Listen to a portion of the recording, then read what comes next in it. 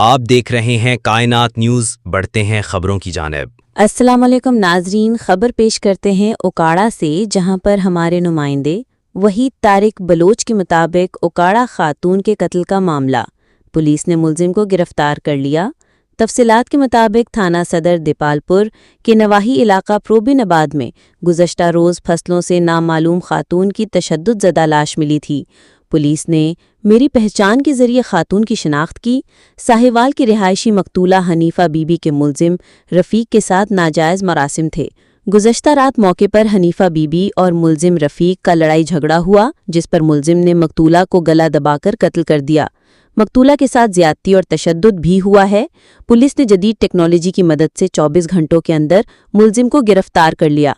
मुलजिम को कानून के मुताबिक करार वाकई सज़ा दिलवाई जाएगी। मज़ीद खबरों के लिए चैनल को सब्सक्राइब और लाइक करना ना भूलें। शुक्रिया।